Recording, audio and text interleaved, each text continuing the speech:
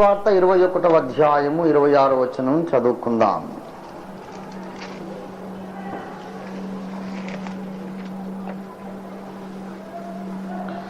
ఆకాశమందలి శక్తులు కదిలింపబడును గనుక లోకము మీదికి రాబోవుచున్న వాటి విషయమై భయము కలిగి మనుషులు ఎదురు చూచుచు ధైర్యము చెడి కూలుదురు.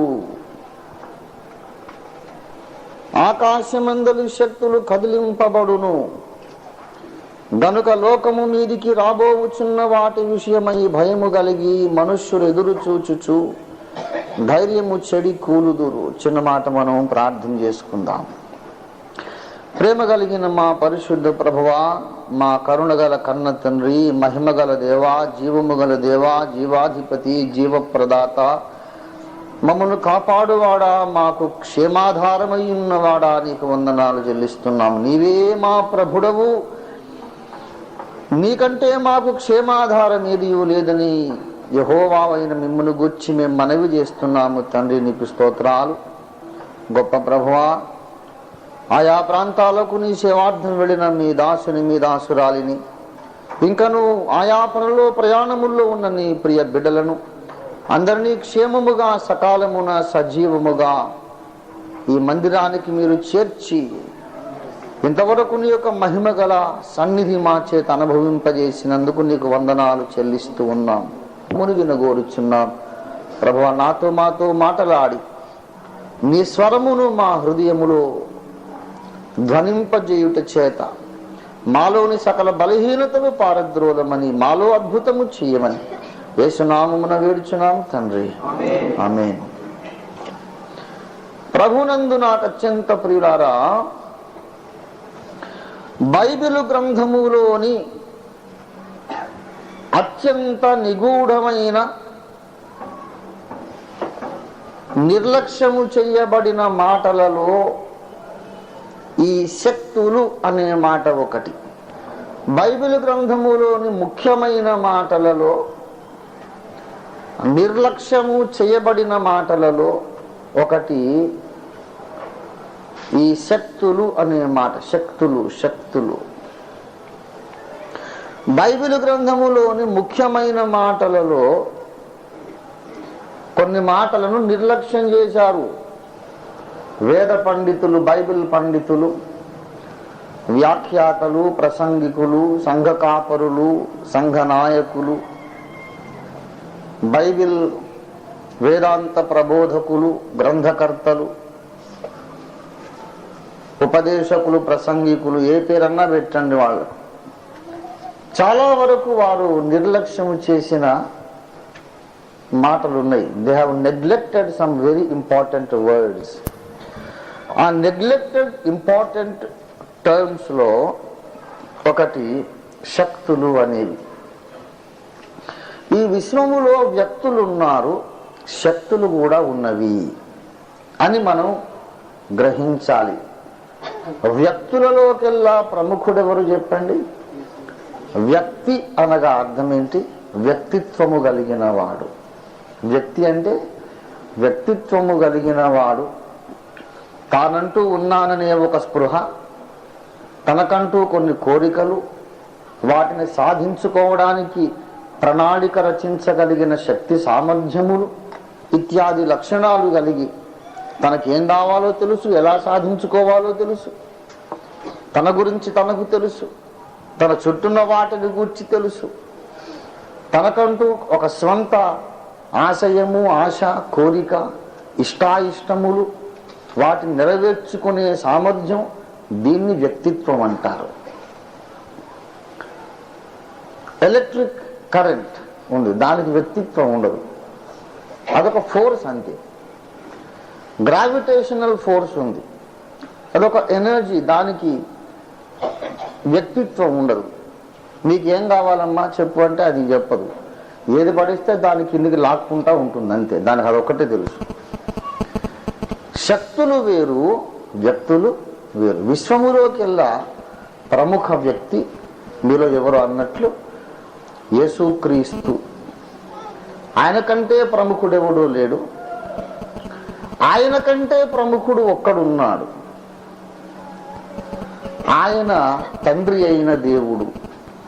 అయితే తండ్రి అయిన దేవుడే తన కుమారునికి ప్రాముఖ్యత కలగాలని కోరుకున్నాడు గనుక యేసే ప్రముఖుడు అని చెప్పుకుంటే తండ్రి అయిన దేవుడు కూడా సంతోషిస్తాడు. అదొక వేదాంత మర్మము. ఇక వేరే వ్యక్తులు ఉన్నారు. దేవుని వ్యక్తిత్వము తర్వాత అంత ప్రముఖులు ఎవరయ్యా అంటే కెరూబులు.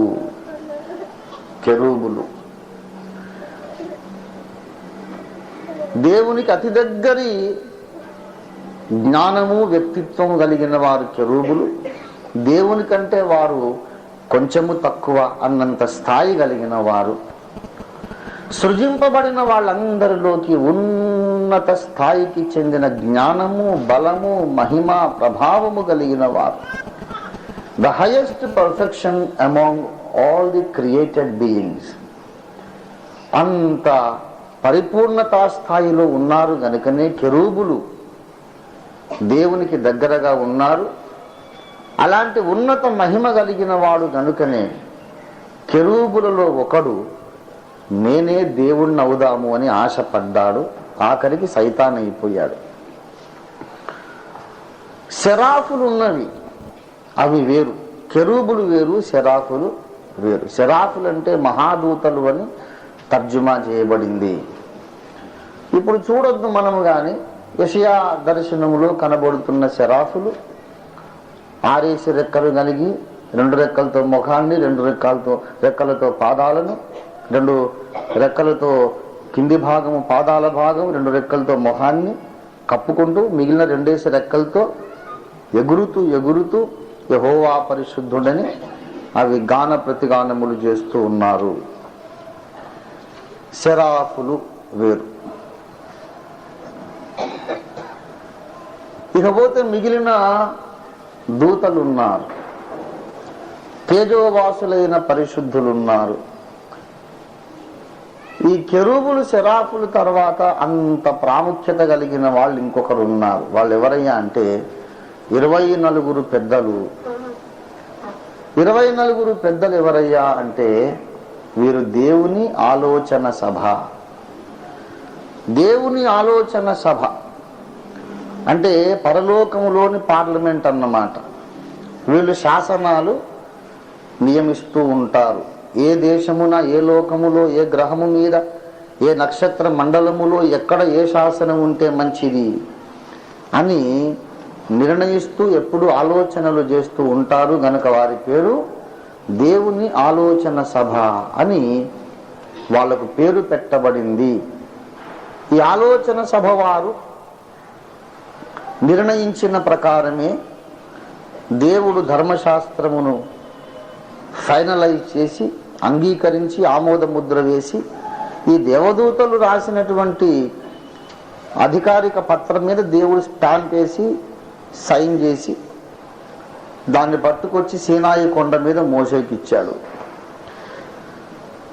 దేవుడు మోషేకిచ్చిన 10 ఆజ్ఞలను, దేవుడు మోషేకు నియమించిన ధర్మశాస్త్రమును, ఇశ్రాయేలీయులకు ఇచ్చినటువంటి కట్టడలు, చట్టమును ఆలోచన సభ వారే ఒరిజినల్గా వారు రాశారు. రాసింది వాళ్లే, దేవుడు ఆమోదించాడంతే. ఈ విషయం మనకు గలతీ పత్రిక 3వ అధ్యాయంలో చెప్పబడింది. గలతీ పత్రిక 3:19 చదవండి. అలాగైతే ధర్మశాస్త్రము ఎందుకు ఎవరికి ఆ వాగ్దానము చేయబడెనో ఆ సంతానము వచ్చు వరకు అది అతిక్రమమును బట్టి అది మధ్యవర్తి చేత దేవదూతల ద్వారా నియమింపబడెను. ధర్మశాస్త్రం ఎవరి ద్వారా నియమింపబడెను? దేవదూతల ద్వారా అన్నాడు. ధర్మశాస్త్రము నియమించిన దేవదూతలు ఉన్నారు. అపొస్తలుల కార్యాలు 7వ అధ్యాయం 53వ వచనంలో కూడా ఇదే మాట వ్రాయబడి ఉన్నది. చాలమ్మ. దేవదూతల ద్వారా నియమింపబడిన ధర్మశాస్త్రమును మీరు పొందితిరి గాని దానిని గైకొనలేదు అని స్టెఫను చెబుతూ ఉన్నాడు. దేవదూతల ద్వారా నియమించబడిన ధర్మశాస్త్రము అంటే ధర్మశాస్త్రమును నియమించిన దేవదూతలు ఉన్నారు. వాళ్ళే ఆలోచన సభ, వాళ్ళే 24 పెద్దలు. దీనినే యోబు గ్రంథము 15వ అధ్యాయం 8వ వచనంలో దేవుని ఆలోచన సభ అని పిలిచారు. చూసారా? యోబు 15:8 నీవు దేవుని ఆలోచన సభలో చేరి ఉన్నవాడవా? ఆహా, నీవు మాత్రమే జ్ఞానవంతుడవా అని అంటే అర్థం ఏంటి? ఎవరైనా దేవుని ఆలోచన సభలో చేరిన వాడైతే వాడు అలా అనుకోవచ్చు అన్నమాట. ఆహా, నేనే జ్ఞానవంతుడనని అనుకోవచ్చు. ఏం యోబు, పెద్ద నేనే జ్ఞానవంతుణ్ణి అనుకొని మాట్లాడుతున్నావు నువ్వు? నీవేమైనా అలా అనుకోవడానికి దేవుని ఆలోచన సభలో ఉన్నావా నువ్వు అని ఎద్దేవా చేస్తున్నాడు తేమానీయుడైన ఎలీఫజు. కనుక దేవుని ఆలోచన సభ ఉన్నది, వారిని 24 పెద్దలు అని లేఖనం వారిని గూర్చి మనకు పరిచయం చేస్తున్నది. పెద్ద అనే మాట చూడు, ఎల్డర్స్ అంటే అర్థం ఏంటి? గౌరవ పాత్రులు, గౌరవనీయులు అని అర్థం. కుటుంబానికి పెద్దలు ఉంటారు, గ్రామానికి పెద్దలు ఉంటారు, సంఘానికి పెద్దలు ఉంటారు. వాళ్ళు విశ్వానికి పెద్దలు అన్నమాట. దేవునికి స్తోత్రం కలుగునుగా. గ్రామ పెద్దలు ఉంటారుగా, సంఘ పెద్దలు ఉంటారు కదా. ఏమండి, మిగతా సభ్యులందరూ ఈ పెద్దలను గౌరవించాలి, వాళ్లకు లోబడాలి. గ్రామ పెద్దలంటే గ్రామస్తులందరూ గ్రామ పెద్దలకు లోబడాలి. సంఘానికి పెద్దలు ఉంటారు, సంఘ సభ్యులందరూ సంఘ పెద్దలకు లోబడాలి. వీళ్ళు విశ్వానికే పెద్దలు. ఏ దేశములో, ఏ లోకములో, ఏ గ్రహం మీద, ఏ నక్షత్ర మండలములో, ఏ గెలాక్సీలో, ఏ ప్రపంచములో, కోటాను కోట్ల ప్రపంచాలు ఎక్కడ ఎవడు ఏ పని చేసినా వీళ్ళు నియమించిన ధర్మశాస్త్రమును బట్టి చేయాలి. ఒక్కొక్క లోకానికి ఒక చట్టం రాస్తారు వాళ్ళు, వాళ్ళ పరిస్థితులను బట్టి. దేవుడు సృజించిన కోటాను కోట్ల రకాల ప్రాణులు వీళ్ళకి తెలుసు. దేవుడు సృజించిన కోటాను కోట్ల ప్రపంచాలు, అందులో ఉండే వ్యక్తులు, వాళ్ళ పర్సనల్ ప్రాబ్లమ్స్ అని వీళ్ళకి తెలుసు. ఏ దేశానికి ఏ చట్టం ఉండాలో నిర్ణయించగలిగిన జ్ఞానము వీళ్లకు ఉన్నది. ఎందుకు ఇవన్నీ చెబుతున్నానంటే, విశ్వములో వ్యక్తులు ఉన్నారు. ఈ వ్యక్తులందరిలో ఆఖరణ చెప్పుకోవాల్సింది మనల్నే. ఏమండి, మనకు కూడా వ్యక్తిత్వము ఉన్నది. విశ్వములో కోటాను కోటాను కోటాను కోట్ల కోట్ల కోట్ల కోట్ల మంది వ్యక్తులను దేవుడు సృజించాడు. అందరికంటే మొట్టమొదటి చెప్పుకోవాల్సిన వ్యక్తి యేసుక్రీస్తు ప్రభువారు. అందరికంటే అట్టడుగు స్థాయిలో చెప్పుకోవాల్సిన వ్యక్తి అద్దంకి రంజిత్ ఓఫీర్. ఇక మధ్యలో మీరందరూ ఉంటారన్నమాట. మీరుంటారు, దేవదూతలు ఉంటారు, కెరూబులు శరాపులు ఉంటారు, బాటములో నేనుంటాను. అట్లా అక్కడ ఉంటే నాకు చాలా సుఖంగా ఉంది, అట్లా ఉండనియండి ప్రియులారా. ఇలాంటి వ్యక్తులు ఎందరో ఉండగా ఎంతసేపటికి వ్యక్తులను గూర్చే మాట్లాడుకోవడం మనకు అలవాటు.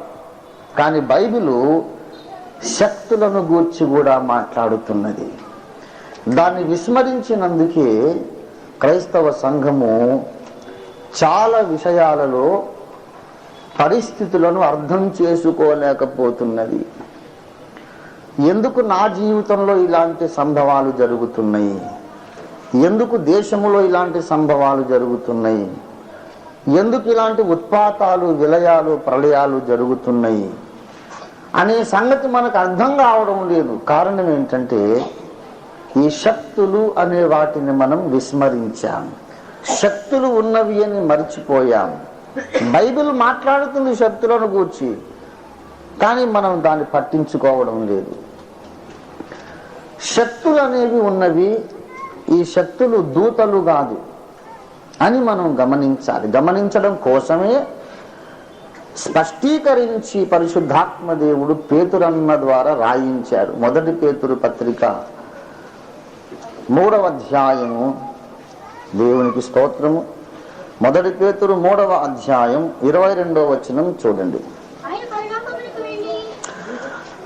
ఆయన అంటే మన ప్రభువైన యేసుక్రీస్తు పరలోకమునకు వెళ్ళి దూతల మీదను అధికారుల మీదను శక్తుల మీదను, దేవునికి స్తుతి కలుగును గాక. దేని మీద అధికారం పొందాడు ఆయన? దేవదూతల మీద అధికారం పొందాడు, ప్రధానుల మీద, అధికారుల మీద, శక్తుల మీద అధికారం పొందాడు. మొదట దూతల మీద యేసయ్యకు అధికారం ఉంది. రెండవదిగా అధికారుల మీద అధికారం ఉంది, శక్తుల మీద అధికారం ఉంది. అంటే దూతలు అధికారులు గాక ఇది 3వ ఎంటిటీ అన్నమాట, శక్తులు అనేది. దూతలే శక్తులు కాదు. నరుల మీదను, మానవుల మీదను, మనుష్యుల మీదను ఆయనకు అధికారం. అంటే అంత పర్యాయ పదాలు ఆయన కదా. అలా చెప్పండి, దేవుడు దాన్ని డిఫరెన్షియేట్ చేస్తున్నాడు. దూతలు వేరు, అధికారులు వేరు, శక్తులు వేరు. ఈ శక్తుల మీద అధికారము కలిగిన వాడు యేసయ్య. గనుక ప్రియులారా, శక్తులు అంటే ఎన్ని ఉన్నాయంటే ఏమో ఇక మనకు తెలియదు. అన్ని శక్తులు మనకు తెలియదు, కొంతవరకే తెలుసు. ఈ శక్తులు దేన్ని ఆశ్రయించి ఉన్నాయి అంటే మళ్ళీ స్వతంత్రంగా ఉన్న శక్తులు ఉన్నవి, తర్వాత గ్రహములను ఆశ్రయించిన శక్తులున్నవి, నక్షత్రాలను ఆశ్రయించిన శక్తులున్నవి. ఈ శక్తులన్నీ కూడా ఎక్కడున్నాయ్యా అంటే ఎక్కడున్నాయి? ఆకాశమండలి శక్తులు అన్నాడు. పాతాళ లోకములోని శక్తులున్నాయండో. పాతాళములో శక్తులున్నవి, ఆకాశములో శక్తులున్నవి, భూమి మీద కూడా శక్తులు ఉన్నవి. సృజించబడిన శక్తులున్నవి, సృజింపబడని శక్తులున్నవి. గనుక ప్రియులారా, ఈ విశ్వములో మనకు తెలిసినది తక్కువ, తెలియనిది ఎక్కువ. తెలిసిందేమో చెంచాడు, తెలియందేమో మహాసముద్రం. ఎన్నో ఉన్నాయి, ఎన్నెన్ని ఉన్నాయో తెలియదు. ఈ శక్తులలో ఇప్పుడు వ్యక్తులను మనం చెప్పుకున్నాం. దేవుడు ఒక వ్యక్తి. ముఖ్యంగా చెప్పుకోవాలంటే సాతాను ఒక వ్యక్తి, తర్వాత మానవుడు ఒక వ్యక్తి. దేవుడున్నాడు, దేవునికి ఉపయోగపడే శక్తులు ఉన్నవి, దేవునికి అనుకూలమైన శక్తులున్నవి. సాతానున్నాడు, సాతానుకు అనుకూలమైన శక్తులున్నవి, మానవునికి అనుకూలమైన శక్తులున్నవి. ఇన్ని రకాలుగా ఉన్నాయన్నమాట. వీటన్నిటి మీద మన ప్రాణప్రియుడైన యేసయ్య సర్వాధికారము కలిగి ఉన్నాడు. దేవునికి స్తోత్రం కలిగిన దాకా. చూడారా, ఈ పెద్ద సబ్జెక్ట్ ఒకేసారి నేను చెప్పలేను, కానీ ఆకాశ మండలమందున్న శక్తులు అవి భూమి మీద ప్రభుత్వము చేయుచున్నవి అనేది మనం తెలుసుకోవాలి. ఎంతసేపటికి ప్రభు గొప్పవాడు, స్వస్థపరుచువాడు అని చెప్పుకోవడం మాత్రమే కాదు, మనము ఈ లోకాన్ని, మన జీవితాన్ని, దాంట్లోని సంభవాలను అర్థం చేసుకోవాలంటే ఈ విషయాన్ని తెలుసుకొని ఉండాలి. యోబు గ్రంథము 38వ అధ్యాయం 33వ వచనము. ఆకాశ మండలపు కట్టడలను నీ వెరుగుదువా, దానికి భూమి మీద గల ప్రభుత్వమును నీవు స్థాపింపగలవా. ఆకాశ మండలమునకు ఏమున్నవి? కొన్ని కట్టడలున్నవి. ఆకాశ మండలానికి ఏమున్నవి? కట్టడలున్నవి. దానికి భూమి మీద అన్నాడు. దానికి అనేది ఏకవచనమా బహువచనమా? ఏకవచనం. కనుక దానికి అంటే దేనికో మీరు నాకు చెప్పాలి. అంతకుముందు ఆకాశ మండలము అన్నాడు, అది ఏకవచనమా బహువచనమా? ఏకవచనం. కట్టడలు అన్నాడు, అది ఏకవచనమా బహువచనమా? బహువచనం. కట్టడలు బహువచనం. ఆకాశ మండలము అనేది ఏకవచనం. ఆకాశ మండలము ఏకవచనం కనుక దానికి అనేది ఏకవచనం కనుక దానికి అనేది ఈ ఆకాశ మండలానికి లింక్ పెట్టాలి. దానికి భూమి మీద గల ప్రభుత్వం అంటే ఏమని చెప్పుకోవాలి మనం? ఆకాశ మండలమునకు భూమి మీద గల ప్రభుత్వం. ఆకాశ మండలానికి కొన్ని కట్టడలు ఉన్నాయి. ఆ కట్టడలు కలిగిన ఆకాశ మండలము భూమి మీద ప్రభుత్వము చేయుచున్నది. ఆకాశ మండలమునకు కట్టడలున్నవి, ఆకాశ మండలము లోపల కొన్ని శక్తులున్నవి అని యేసయ్య చెప్పాడు. ఎవరు చెప్పారు? విశ్వనాథుడు చెప్పాడు. ఎవరో కాదు, మామూలు మనిషి కాదు. ఆకాశ మండలపు శక్తులు కదిలింపబడును అని చెప్పారా? ఆకాశ మండలి శక్తులు ఎక్కడ మర్చిపోయారా? లూకా 21:26. లూకా 21:26 ఆకాశ మండలి శక్తులు. లూకా 21:26 ప్రకారం ఆకాశంలో ఏమున్నాయి? శక్తులు ఉన్నవి. యోబు 38:33 ప్రకారం ఆకాశంలో ఏమున్నాయి? కట్టడలు ఉన్నవి. ఈ శక్తులు ఈ కట్టడలు కలిసి భూమి మీద ఏమి నడిపిస్తున్నాయి? ప్రభుత్వాన్ని నడిపిస్తున్నాయి. అంటే భూమి మీద జరుగుతున్న ఉత్పాతములకు, విలయములకు, ప్రళయములకు, భయంకర సంభవాలకు, అశాంతికి, విపరీత ధోరణులకు ఈ శక్తులే కారణమై ఉన్నవి. సునామీ వచ్చినా ఈ శక్తులే కారణం. విజయవాడలో తాను ప్రేమించిన అమ్మాయిని ఒకడు నరికి చంపేసిన ఈ శక్తులే కారణం. బిన్ లాడెన్ వరల్డ్ ట్రేడ్ సెంటర్లో బాంబు పెట్టిన ఈ శక్తులే కారణం. మనుషుల మెదళ్ల మీద, మనుషుల మనస్తత్వాల మీద ఈ శక్తుల ప్రభావం చూపుతూ ఉంటాయి. నేను మీకు ఒక సంగతి చెబుతాను. వెన్నెలకు, చంద్రకాంతికి, సముద్ర తరంగాలకు అవినాభావ సంబంధం ఉన్నది. అవినాభావ సంబంధము అంటే అర్థమేంటి తెలుసా? ఏంటి? దగ్గర సంబంధం. చెప్పండి, వినిపించట్లేదా? సునియాత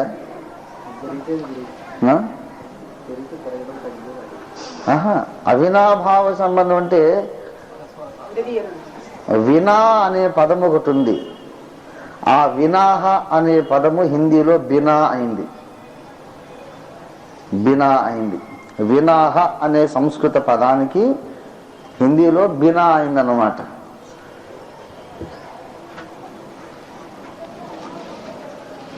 तुम बिन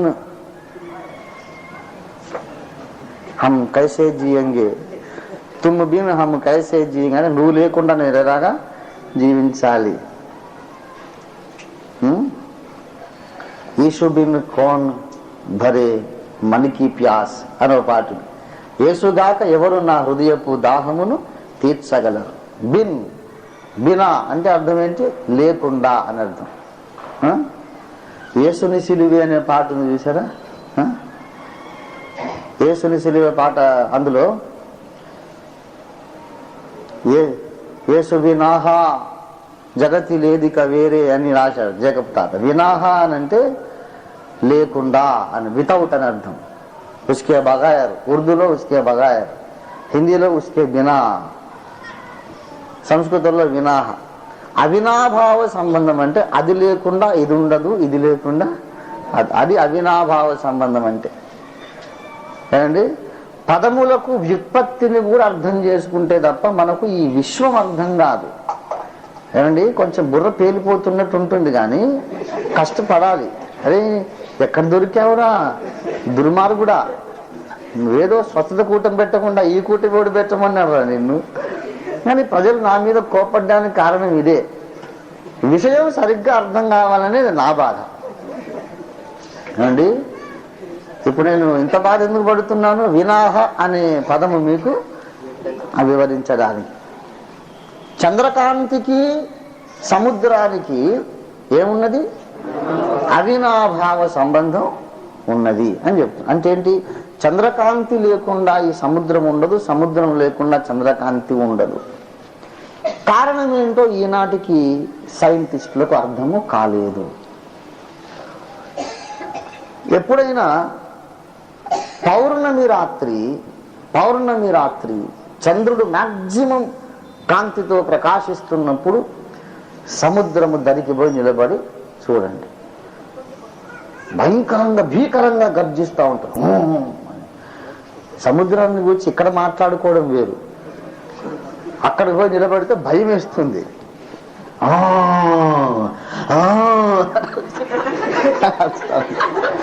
నాకే భయం. ఆ సముద్రం ముందు మనం ఎంతండి, అక్కడికి పోతే భయంకరంగా రాత్రంతా అని ఆ ఘోష వినబడుతూనే ఉంటుందన్నమాట. కానీ అమావాస్య రాత్రి పోయి చూడండి, అమావాస్య రాత్రి ఒక్కసారిగా నిమ్మడించినట్టుంటుంది, సౌండ్ తక్కువైపోతుంది, ఆ కెరటాలు అంతెత్తున ఎగిసిపడవు, కొంచెం తక్కువ. కవులు రాస్తారు, ఇద్దరు ప్రేమికులు ప్రేమించుకుంటే పాపం వాడు చాలా కోటీశ్వరుడు, ఈ పిల్లేమో పిడికలు తయారు చేసేది, లేకపోతే వీరు రిక్షా దొక్కేటోడు, ఆమెమో మహారాజు కుమార్. కర్మగాలి ప్రేమించుకుంటారు, మరి ఎవడి కర్మ వాడిది, ఏం చేస్తారు. ప్రేమించుకుంటే కవులు ఏం చెప్తారంటే, అయ్యా నేను నిన్ను ప్రేమిస్తున్నాను, కానీ నిన్ను ఎప్పటికైనా చేరగలనా అని రాస్తూ, సముద్ర కెరటాలు ఎంత ఎగిసిపడ్డా చంద్రుణ్ణి చేరగలవా అని అంట. విన్నారు ఎప్పుడైనా? అంటే అర్థం ఏంటి, సముద్ర కెరటాల ప్రయత్నము చంద్రుణ్ణి అందుకోవాలని. చంద్రుడు బాగా ప్రకాశించేసరికి ఈ సముద్రుడు చేతులు చాపుతుంటారు, అందుకున్నాం, కానీ అందదు. పౌర్ణమి రాత్రి ఉన్నంత ఎత్తైన కెరటాలు, ఒక్కోటి తాడి చెట్టు అంత కెరటాలు వచ్చేస్తాయి, చాలా భీకరం. అందుకే పౌర్ణమి వేళల్లో సాధ్యమైనంత వరకు చేపల వేటకు పోవద్దంటారు, పోరు కూడా. తెలియనుడు పోయిందంటే వాడు మళ్ళీ రావడం కష్టం, అంత భీభత్సంగా ఉంటుంది. మరి ఈ వెన్నెల రోజు ఎందుకు చేత కెరటాలు ఎగిరిపడాలి, అమావాస్య రోజు ఎందుకు తక్కువ కావాలి అంటే ఈనాటికి సైంటిస్టులకు తెలియదు. వెన్నెల కాంతికి డైరెక్ట్గా సముద్రముతో సంబంధం ఉన్నది, మానవుని మెదడుతో కూడా సంబంధం ఉంది. దాని కొరకు చెప్తున్నా నేను. మానవ దేహములోని నాడీ మండలముతో సంబంధం ఉన్నది. ఎపిలెప్సీ, మూర్ఛల రోగం ఉన్న వాళ్లకు వెన్నెల రోజుల్లో ఎక్కువ అవుతుంది. ఇది సైంటిఫికల్లీ మెడికల్లీ ప్రూవెన్ ఫ్యాక్ట్. మామూలు రోజుల్లో ఎక్కువ మూర్ఛలు రావు, వెన్నెల కాంతి ఉన్నప్పుడు పౌర్ణమి దగ్గరకు వస్తుంటే ఈ ఎపిలెప్సీ ఉన్నవాళ్ళు జాగ్రత్తగా ఉండాలి. పౌర్ణమి ఉందనుకోండి, ఆడవాళ్లకు మూర్ఛల రోగం ఉంటే పొయ్యి దగ్గరకు పోనీయరు, వద్దమ్మా ఎప్పుడేమొద్దు తెలియదని మరీ విజృంభిస్తుంది అన్నమాట. వీరి నరములకు నాడీ మండలానికి చంద్రకాంతికి కనెక్షన్ ఏంటి తెలియదు.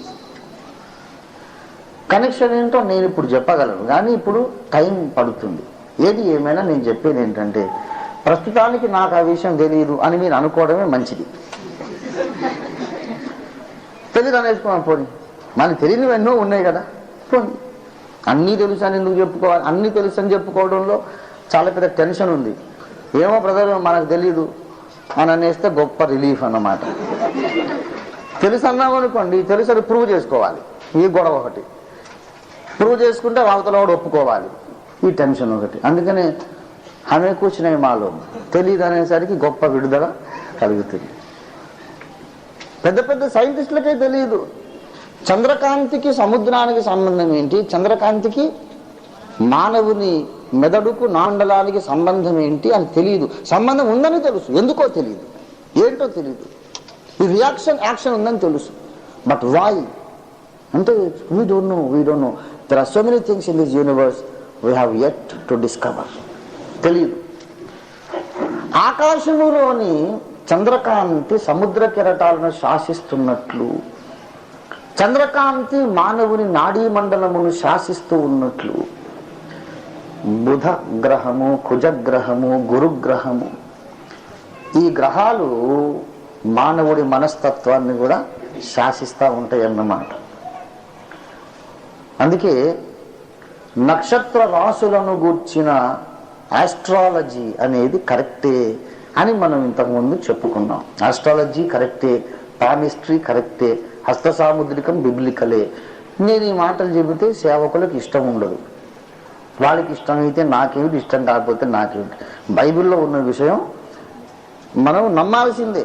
లేఖనాన్ని నమ్ముదామో వద్దా? మరి బైబిల్ నమ్మకపోతే మనమేం క్రైస్తవులు అండి? బైబిల్ అంటే మత్తయి నుండి ప్రకటన వరకే కాదు, బైబిల్ అంటే యోబు గ్రంథం కూడా, బైబిల్ అంటే ఇర్మియా కూడా. ఇదంతా కాదండి బైబిల్. మన ప్రదీప్ కుమార్ గారు ఒక మంచి మాట అన్నారు, ఈ లోతైన మర్మాలన్నీ మనకి ఎందుకండి, ఓఫీర్ గారు ఏదేదో చెప్పి మనుషులంతా కన్ఫ్యూజ్ చేస్తాడు. యేసుప్రభు అండి గలిబిలి చేస్తాడు. ఎందుకు? మామూలుగా యేసుప్రభు వారు చనిపోయి లేచాడు, ఆయన మన రక్షకుడు అని చెప్తే సరిపోదు అని అన్నారట. అంటే ప్రదీప్ కుమార్ గారు ఏమన్నారంటే, నిజమేనండి, బాగానే ఉంది మీరు చెప్పింది, మరి ఆ మాత్రం దానికి ఇంతలా బైబిల్ రాయటం ఎందుకు, చిన్న కరపత్రం రాసుకుంటే సరిపోదా, ఓ చిన్న పాంఫ్లెట్ వేసుకుంటే సరిపోదు, ఇంత ఖర్చు ఎందుకండి, ఇంత బరువు మోసుకు తిరగడం ఎందుకు అన్నాడట. పిల్లారా, సువార్త అవసరమే. సువార్త ద్వారా రక్షణ పొందుతాం. రక్షింపబడ్డ తర్వాత ఇక బోల్డ్ కథా కార్ఖానం మొదలవుతుంది. చాలా మంది రక్షణలోకి వచ్చి అక్కడే చతికిలబడిపోతున్నారు. మనం ఇంకా ముందుకు వెళ్ళాలని దేవుడు కోరుతున్నాడు. దేవునికి స్తోత్రం కలుగునుగాక. ఆకాశమండలమునకున్న ప్రభుత్వము భూమి మీద, అది ఈనాటికి సంపూర్ణంగా శాస్త్రవేత్తలకు తెలియదు. నక్షత్ర రాసులున్నవి. యోబు గ్రంథము 38వ అధ్యాయము 32వ వచనం. వాటి వాటి కాలములలో మీనరాశి ఆఖరిది, మేషరాశి మొట్టమొదటి.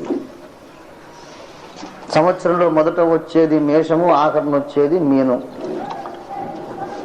కాబట్టి ఎవడైనా వ్యవహారం ఎటు తేల్చకుండా నానబెట్టి వాడు ఎప్పుడు చేద్దాం ఏం చేద్దాం అని వాడు కొంతమందికి తొందరగా నిర్ణయం తీసుకునే సామర్థ్యం ఉండదు. వెనక ముందు ఆడుతుంటే మీనమేషాలు లెక్కిస్తూ కూర్చుంటావేంట్రా అని అంటే అదొక నానుడి.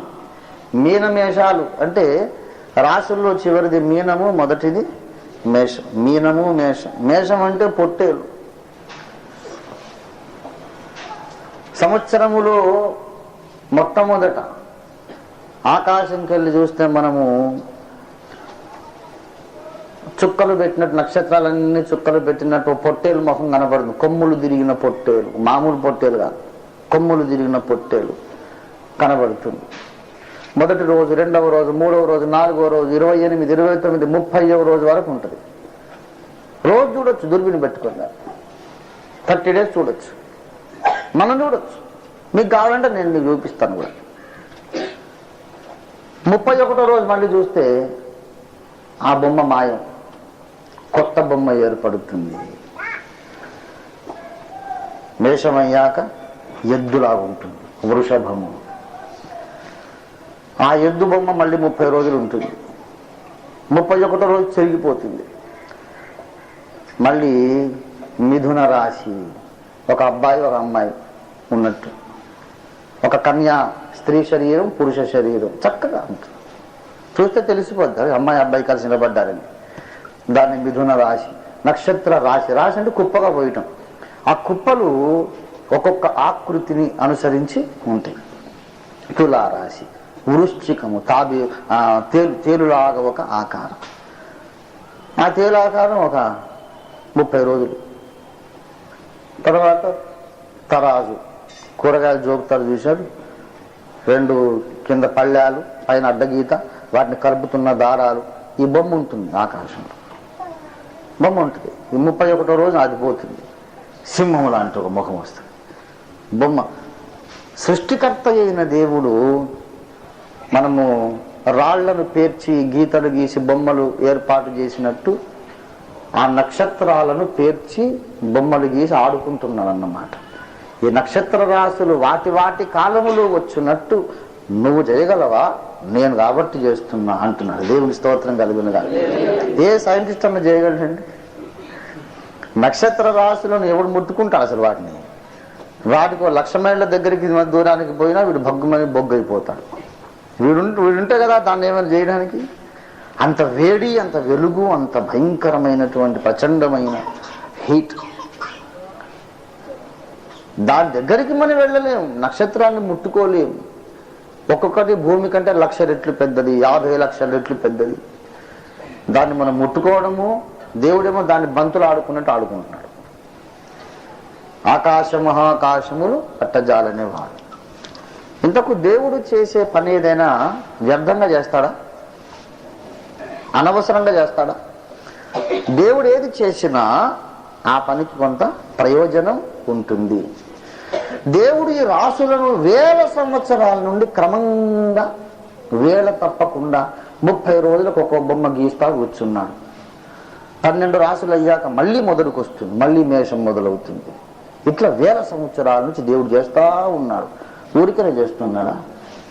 దేవుడి దగ్గరికి వెళ్ళి అడుగుతాం, దేవా ఎందుకు ఇలా చేశావు అంటే, మరి ఇంకేం చేయను కొడక, మరి బోరు కొట్టదా, నాకు నేను కూడా ఆడుకోవద్దా? మీరు ఇళ్ళల్లో ఆడపిల్ల అచ్చనికి ఇళ్ళ లేదో ఆడుతారు, దాన్ని ఏమంటారు? ఇట్లా 5 చిన్న చిన్న రాళ్ళు పెట్టుకొని ఒకటి ఎగిరేసి పట్టుకొని ఆడుకుంటారు లేదా? మరి ఆడపిల్లలు ఇంట్లో ఆడుకోవట్లేదు. అట్లాగే నేను రాళ్లతో ఆడుకున్నట్టు నేను నక్షత్రాలతో ఆడుకుంటున్నాను. మరి ఏం చేయని చెప్పు. మీకంటే బోల్డ్ వ్యవహారాలు ఉంటాయి. పెళ్లిళ్ళు చేసుకుంటారు, సంసారాలు చేస్తారు, పిల్లల్ని కంటారు, భార్య భర్తలు తన్నుకుంటారు, మళ్ళీ సమాధాన పడతారు, ఎన్నో మీకు కార్యక్రమాలు. నాకేముంది, ఒక్కడిని నేను సమీపించరా అని తేజస్సులు టైం పాస్ కోసం వారు ఆడుకుంటున్నాను కుమారుడా అని చెప్తాడా? దేవుడు టైం పాస్ కొరకు గురి లేకుండా, లక్ష్యము లేకుండా, ప్రయోజనం లేకుండా అలాంటి పనులు చేసేవాడు కాదు. ఆ నక్షత్ర రాశులకు భూమి మీద ప్రభావం ఉంది, మనుషుల మెదళ్ల మీద ప్రభావం ఉంది. పిల్లారా, జనము మీద జనము, రాజ్యము మీద రాజ్యము, రక్తపాతము, హింస జరుగుతోందంటే గ్రహమండలాల ప్రభావం ఉంది. సునామీ, సముద్ర భూకంపం వస్తుందంటే నక్షత్ర మండలాల ప్రభావం ఉంది. వాగులు పొంగుతున్నాయి, భూకంపాలు వస్తున్నాయి, మనుషులలో క్రౌర్యం పెరుగుతోంది, ప్రభావం ఉంది. ఒక నక్షత్ర రాశిలో పుట్టిన వాడికి కాముకత్వం ఎక్కువ, లైంగిక వాంఛ ఎక్కువ. ఒక రాశిలో పుట్టినవాడికి అస్సలు ఇంట్రెస్ట్ ఉండదు, ఒట్టి బైరాగి వాడు. నాకెందుకండి, అబ్బే నాకు అస్సలు ఇష్టం ఉండదు. వాడికి ఇష్టం ఉండదు అంతే, మనం ఆ ఇష్టం పుట్టించలేము. కొంతమందికి ఎక్కువగా శోధన ఉంటా ఉంటుంది. నక్షత్రాల ప్రభావం ఉంది, లేదని మనం చెప్పలేము. వాటికి భూమి మీద ప్రభుత్వం ఉందని బైబిలే చెబుతుంది, లేదని మనం అంటే ఎలాగా? ప్రియులారా, ఇంతకు నేను ఎందుకు ఇదంతా చెబుతున్నానంటే, ఆ ఆకాశమందలి శక్తులు ఇంతసేపు భూమిని సాధారణంగా పరిపాలిస్తూ రెండవ రాకడ సమీపించేసరికి ఒక ప్రత్యేకమైన కదలిక స్టార్ట్ అవుతుంది. ఎప్పుడైతే ఆకాశంలో శక్తులు కదిలింపబడట మొదలైందో భూమి మీద బీభత్సకాండ మొదలైంది. త్వరలోనే ఇంకొక భయంకరమైన సునామీ రాబోతోందట. మొన్న మధ్య పేపర్లో రాశారు, ఎంత పెద్ద సముద్ర కెరటం లేస్తుందంటే దక్షిణ అమెరికా ఖండము మటుమాయం అయిపోతుందట. మ్యాప్లో సౌత్ అమెరికా ఉండదు, వైప్ ఆఫ్. అసలు మొన్న వచ్చిన సునామీకే అనేక దేశాల సరిహద్దులు మారిపోయినది. ఓల్డ్ మ్యాప్ ప్రకారం ఇప్పుడు లేదు భూమి, ఓల్డ్ మ్యాప్ ప్రకారం లేదండి, మళ్ళీ కొత్త మ్యాప్ చేసుకోవాలి. ఇప్పుడు ప్రస్తుతము దేశాల సరిహద్దులు కొన్నేమో సముద్రం వెనక్కి తీసి ఎక్స్ట్రా భూభాగం వచ్చింది, కొన్నేమో సముద్రం చొచ్చుకొచ్చి ఇంకా కొరుకుది ఎలుకలు కొరికేసిన రొట్టె ముక్కలాగా ఆ భూమి తక్కువ అయిపోయింది. ఇప్పుడు లేదు. యాక్చువల్గా పాత మ్యాప్లో ఉన్నటువంటి సరిహద్దులు, ఆ ప్రపోర్షన్స్ ఇప్పుడు లేవు. భూమి మారిపోయింది. 46వ కీర్తనలో 2వ వచనంలో ఒక మాట అన్నాడు, భూమి మార్పు నొందినను మనము భయపడము. భూమి మార్పు నొందినను 46:2లో మనము మనము భయపడము. అంటే భూమి మార్పు నొందినను అంటే అర్థం ఏంటి? భూమి మార్పు పొందుతుంది అని అర్థం. అది జరుగుతుందని అర్థం. జరిగినా మనం భయపడమంటే అప్పుడప్పుడు అది జరుగుతుంది. దేవుని బిడ్డలారా, ఇంత భయంకరమైన సంభవాలు జరుగుతూ ఉండగా ఇంకేం కాదండి, కేవలము ఆకాశమందుల శక్తులు కదిలింపబడుతున్నాయి. అవెందుకు కదిలించబడ్డాయి అంటే వాటికి పైనుంచి మొట్టికాయలు పడుతున్నాయి. అక్కడి నుంచి వాటి మీద అధికారము పొందినవాడుగా మనుష్య కుమారుడు మహిమతో దిగిరానై ఉన్నాడు. దేవునికి స్తోత్రం కలుగునగాక. హల్లెలూయా. ఈ ఆకాశమందలి శక్తులు కదిలించబడుతున్నవి. ఎందుకంటే అక్కడక్కడ చెల్లా చెదురై అక్కడ ఉన్నటువంటి శక్తులు గడగడలాడి అన్ని ఒక క్రమ వరుసలోనికి వచ్చి ఒక వ్యూహము తీరి బారులు తీరి నిలబడుతున్నవి. ఎక్కడ? ఆకాశంలో. ఆఖరి మాట చెబుతున్నాం, నేను ముగిస్తున్నాను, దయచేసి శ్రద్ధగా వినాలి. ఈ 6000 ఏండ్ల నుండి చెల్లా చెదురుగా ఉన్నటువంటి శక్తులు ఒక్కసారిగా ఉలిక్కిపడి ఒక నూతనమైనటువంటి ఆవేశముతో ఉద్రేకముతో అన్ని క్రమంగా బారులు తీరి సైన్యము వ్యూహము తీరి వరుసగా నిలబడ్డట్టు ఆకాశంలో అన్ని వరుసగా వచ్చేసాయి, ఒకదాని పక్కన ఒకటి. ఎందుకు తెలుసా? ఆ పైనుంచి వస్తున్న యేసు భూమి మీదికి రాకుండా అడ్డుకోవడానికి అవి అడ్డు నిలబడుతున్నాయి అన్నమాట. ఇదెక్కడ దొరికిందిరా నీకు అని అనకండి, దొరికింది, చూపిస్తాను. వాక్యం చూపించకుండా నేనేం చెప్పనని మీకు తెలుసు కదా. యేసుక్రీస్తు రాకుండా కొన్ని శక్తులు అడ్డంగా నిలబడ్డాయి.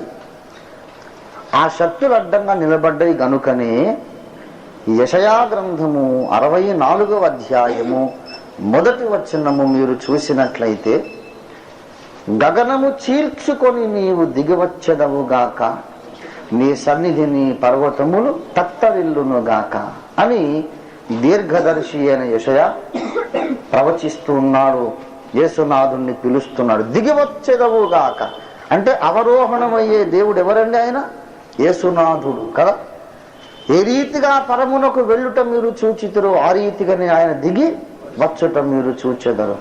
అంటే యేసు 2వ రాకడను గురించి ప్రవచిస్తున్నాడు. యేసునాథ, ఓ విశ్వనాథ, నీవు దిగివచ్చున్నప్పుడు సాఫీగా రావడానికి వీలుండదు. అడ్డుగా నిలబడే తెరలుంటాయి. నువ్వు గగనము చీల్చుకొని వచ్చదవు. చీల్చుకొని అనే మాటకు అర్థం ఏంటి? అడ్డంగా కొన్ని తెరలు ఉన్నవి. ఏమి అడ్డం లేకపోతే చీల్చేదేముంటుంది?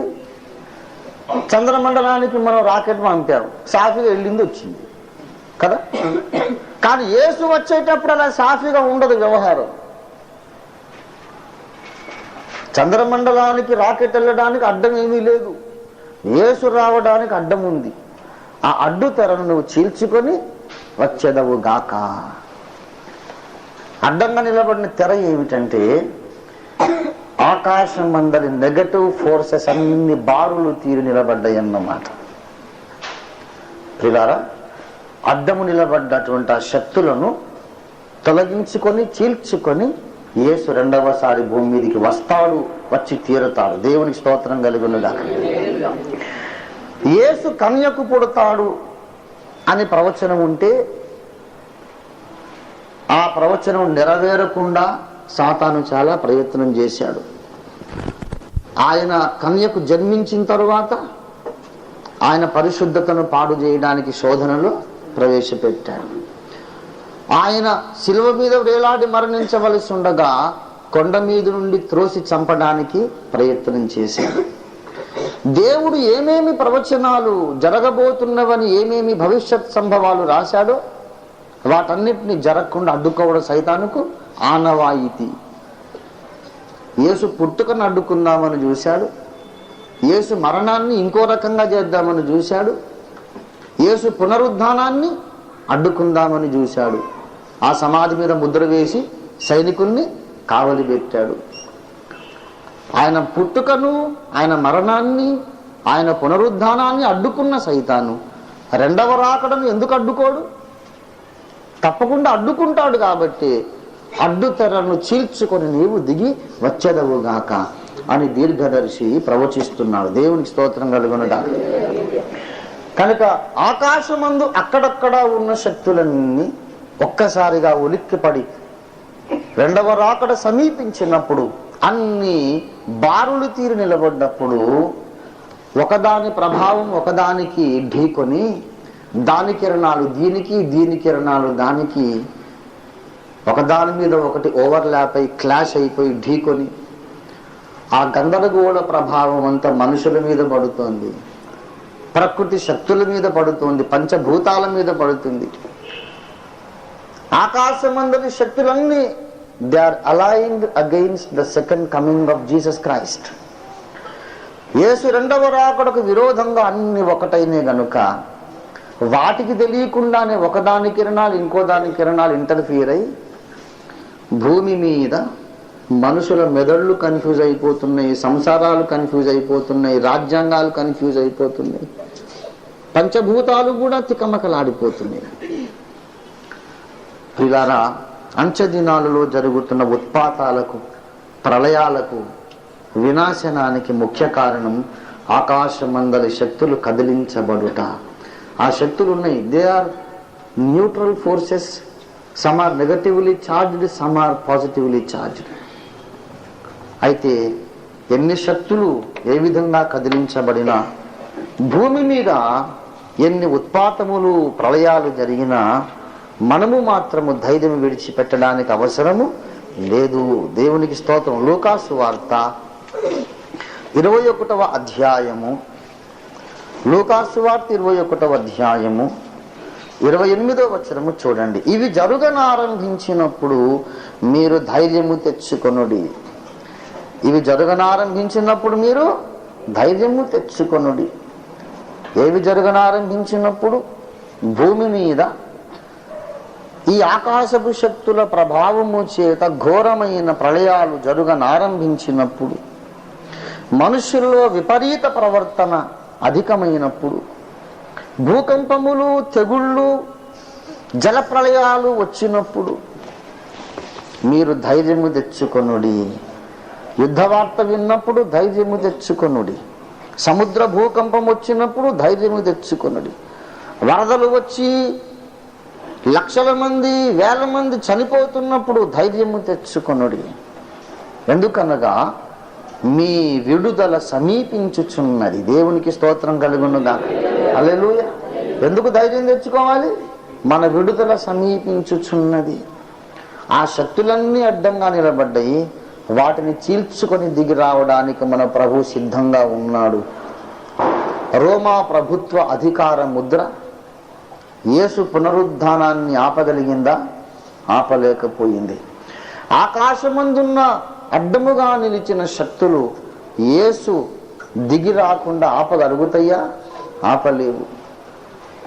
ఎన్ని శక్తులు అడ్డు నిలిచినా యేసు రాకడ తథ్యము, ఆయన నన్ను తీసుకుని మహిమలోకి వెళ్ళుట తథ్యము అని మనము విశ్వాసము కలిగి ఉందాం. దేవునికి స్తోత్రం కలుగునుగాక. ఇవన్నీ మామూలు సంఘటనలు. జరగవలసిందే జరుగుతోంది, జరగవలసిందే జరుగుతోంది. కానీ ఎన్ని నాశనములు సంభవించినా క్రైస్తవుడు ధైర్యాన్ని విడిచిపెట్టడానికి వీలు లేదు, అవసరం లేదు. ధైర్యంగా ఉండాలి. ఇదంతా మామూలే. ఎన్నో ప్రమాదాలు, యాక్సిడెంటల్ డెత్స్, వరదలు, తెగుళ్ళు ఎన్నెన్నో వస్తాయి. వాటిని చూసి బెంబేలెత్తిపోవద్దు. మన విడుదల సమీపమై ఉన్నది. యేసు త్వరగా రానై ఉన్నాడు. యేసు వచ్చుచున్నాడని భక్త సింగయ్య గారు చెప్పుకొని ఆయన దేవుని సన్నిధి చేరుకున్నాడు. ముంగమూరు దేవదాసయ్య గారు చెప్పుకొని ఆయన దేవుని సన్నిధికి వెళ్ళిపోయాడు. అపోజిల్ పిఎం శామ్యుల్ గారు, ఇలాంటి మహానుభావులు, మార్టిన్ లూథర్ మొదలుకు అందరూ చెప్పుకున్నారు, వెళ్ళిపోయారు. మనము చెప్పుకుంటున్నాం. ఒకవేళ మనం బ్రతుకుండగా వస్తాడేమో, మనము ధైర్యం తెచ్చుకోవాలి. దేవునికి స్తోత్రం కలుగునుగాక. ఒకవేళ మనం బ్రతుకుండగా ఆయన వస్తే మనకన్నా అదృష్టవంతులు ఉండరండి. నయా పైసా ఖర్చు కాకుండా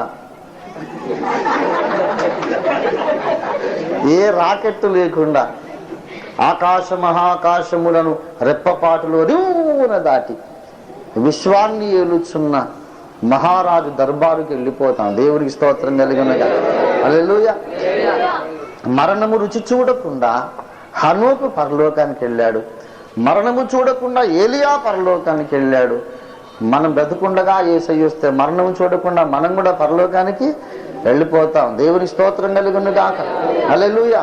మనము ధైర్యం తెచ్చుకుందాం, మనము ప్రోత్సాహము తెచ్చుకుందాం, ఒకరినొకరు ప్రోత్సాహపరుచుకుందాం.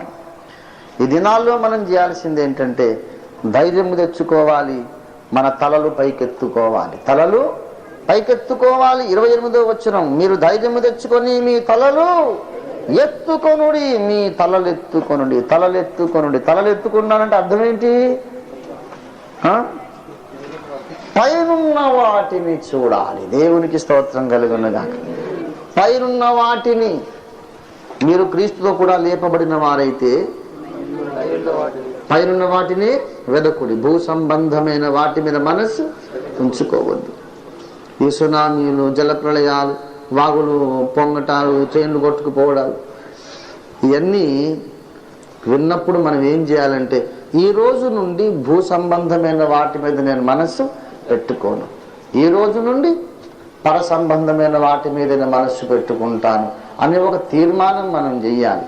అంతే తప్ప న్యూస్ పేపర్ చదివి టీవీ 9 వార్తలు చూసి అది బాబోయ్ 2వ రాకడ వచ్చేసింది, రాకడ సంభవాలు చూసారా ఎంత ఘోరంగా జరుగుతున్నాయో అని చెప్పేసి ఆ క్షణం మర్చిపోతారు చాలామంది. శ్మశాన వైరాగ్యం అనేది ఒకటి ఉంది.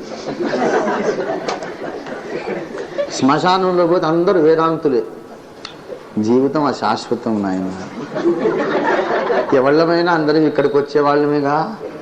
అబ్బా, ఒక్కొక్కడు ఒక్కొక్క అగస్త్య మహామునిలాగా వశిష్ఠుడిలాగా మాట్లాడేస్తాం.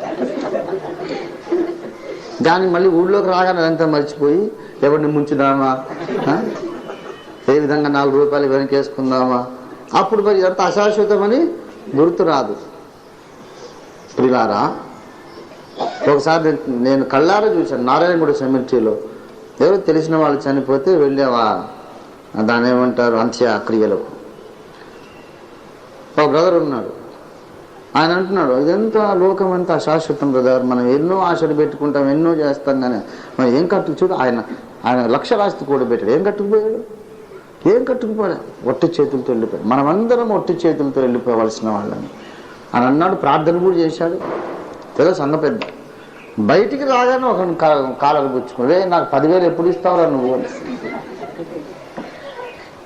మరి ఆ జ్ఞానం ఏమైపోయిందో నేను నిలువుగుడ్లేసుకు చూస్తుండిపోయా. వాడే వీడా, వీడే వాడా ఏమిటి?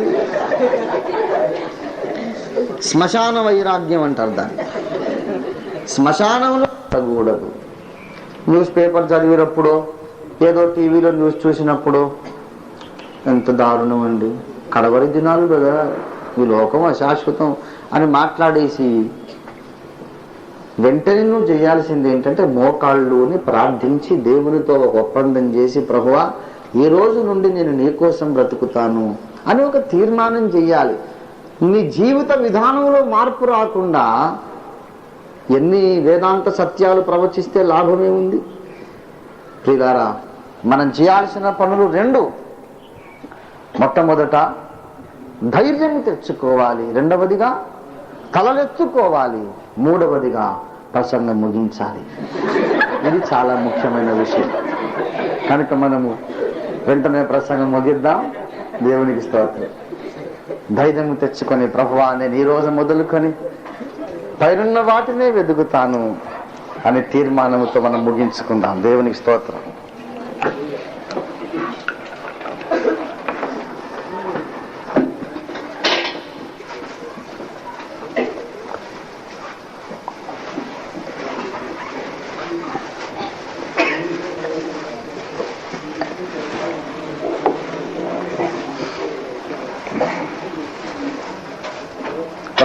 ప్రార్థన. స్తోత్రము నాయనా, నీకు వందనాలు. ప్రేమ కలిగిన మా మహాపరిశుద్ధ పరమ తండ్రి, నీకు వందనాలు. జీవాధిపతి నీకు స్తోత్రాలు చెల్లిస్తున్నాం ప్రభువా, నీకు వందనాలు. ఈ సమయమున మా ప్రభువా ఈ ఆదివారపు ఆరాధన కూటములోని చివరి సందేశముగా మీరు మాతో మాట్లాడిన విశేషమైన సంగతుల కొరకు నీకు స్తోత్రాలు చెల్లిస్తున్నాం. ఈ విశ్వములో మా జీవితాల మీద ప్రభావము చూపుతూ ఎన్నో శక్తులు పనిచేయుచున్నవి అనే ముఖ్యమైన సత్యాన్ని మా కళ్ళ ముందు ఆవిష్కరించినావు. నీకు స్తోత్రాలు చెల్లిస్తున్నాము మా గొప్ప ప్రభువా. మా ప్రభువు నీకు స్తోత్రాలు. ఎన్ని శక్తులు మా మీద ఎలాంటి ప్రభావాలు చూపినా, పరిస్థితులు ఎన్ని రీతులుగా వికటించినా, అన్నిటి మీద సర్వాధికారము కలిగిన గొప్ప దేవుడవు, మా కాపరివి గనుక నీకు స్తోత్రాలు. ఏ పరిస్థితి ఏ రీతిగా బెడిసికొచ్చినా, యెహోవా నా కాపరి, నాకు లేమి కలుగదు, నాకు ప్రమాదం ఉండదు. గాఢాంధకారపు లోయలో నేను సంచరించినను, ఏ అపాయమునకును నేను భయపడకుందును. యెహోవా నాకు వెలుగు, నా రక్షణ అయ్యున్నాడు, నేను ఎవరికి వెరతును. యెహోవా నా ప్రాణదుర్గము, నేను ఎవరికి వెరతును. నాతో యుద్ధము చేయడానికి దండు దిగినను, నా మీదకి యుద్ధము రేగినను, దీనిలో నేను ధైర్యము విడవకుందునని కీర్తనకారుడు నీ యొక్క దాసుడు దీర్ఘదర్శి అయిన దావీదుతో మేము ఏకీభవించి చెప్పగలిగేందుకు సహాయము చేయండి మా ప్రభువానికి స్తోత్రాలు. అనేక సంగతులు మాట్లాడారు. మా చుట్టూన్న పరిస్థితులు చాలా భయానకంగా ఉన్నవి. అయినను మీరు మాతో ఉన్నారు గనక మేము భయపడము తండ్రి. ఏ అపాయమును ఏ కీడును మా గుడారము సమీపించదు అని మేము మెరుగుదుము. నీకు స్తోత్రాలు. ఒకవేళ ఏదైనా కీడు అని మాకు అనిపించినా అది మాకు మేలుగా మార్చగల గొప్ప సమర్థుడవు మా కన్న తండ్రి అయినావు గనుక నీకు వందనాలు చెల్లిస్తున్నాను. ఈ యొక్క పరిస్థితుల నేపథ్యంలో మేము ధైర్యము తెచ్చుకున్నటకు పరిశుద్ధాత్మదేవ సహాయము చేయండి. ఇక భూమి మీద ఉన్న వాటిని చూసుట మాని పరలోక సంబంధమైన వాటి మీద మాత్రమే మనసుంచున్నట్లు మా తలలు పైకెత్తుకోవడానికి మాకు సహాయము చేయండి. లేచి తిరిగి మా ఇళ్లకు వెళ్ళుచుండగా నూతన తీర్మానముతో మా ఇళ్లకు మమ్మల్ని పంపించమని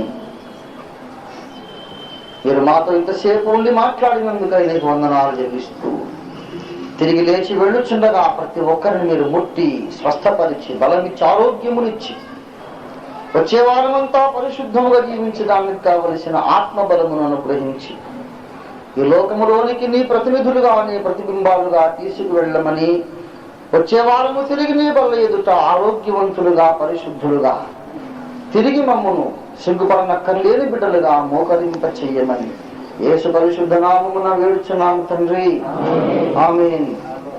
మన తండ్రి అయిన దేవుని ప్రేమ, మన రక్షకుడైన యేసయ్య శాశ్వత కృప, పరిశుద్ధాత్మ దేవుని తోడి దివ్య మనోహర సహవాసం చేరువచ్చిన మనకందరకును భూలోకమందంతట చెదరి ఉన్న క్రీస్తు శరీరమందరి మన సాటి అంగములకందరికీ సదాకాలము ఎడబాయక తోడై ఉండును గాక. ఆమేన్, ఆమేన్. యేసు రక్తమునకే జయం, ప్రవేశ రక్తమునకే జయం, ప్రవేశనామమునకు సంపూర్ణ విజయం కలుగును గాక. గుండె చెదరిన వారిని